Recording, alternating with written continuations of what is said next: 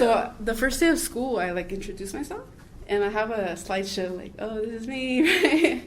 I'm from Watsonville, and then I love music, I love hip hop, and then I'll be like, I'm also a lowrider, and then I show my car, and they're like, what? Like, I can see their face, like, okay, and then they still don't believe me, and then like as time goes by, like I get to know them and joke around with them, and I'm like, oh yeah, like I went cruising this weekend. They're like, what? Like really? Like yeah, I told you, like I'm a lowrider.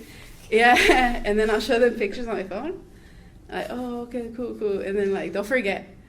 And then the next weekend will come up. They're like, "What are you doing, Miss Torres?" I'm like, "Oh, I'm going to a car show, like in Salinas or whatever." And they're like, "Oh, okay.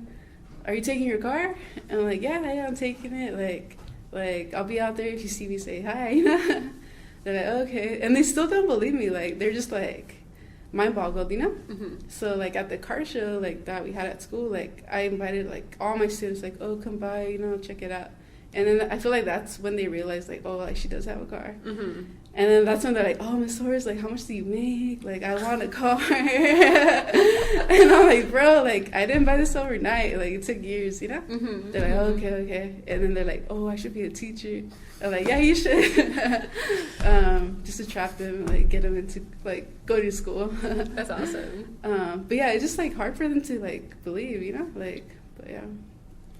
What I envision is just it being global and just more inclusive for everyone. Mm-hmm. A lot of times, like, it could be where, like, only lowriders know about lowriding, right? So I want it to be, like, I would love it to be, like, where, like everyone can, like learn about it and just be, like, it being taught at schools through curriculum and just hopefully like weaved in somehow by the teacher, because a lot of times like these students, they also grow up with that stigma of like not knowing what lowriding is and like looking at it through media, like it being bad or like what their parents tell them or like their family. I'm kind of biased, but I feel like it's special just because it's a culture that grew from nothing. You know, it was something that was like considered bad, and now it grew into something where like it's global and everybody wants to be a part of. And like it started off in like my own culture, like being Chicana and Mexican American, like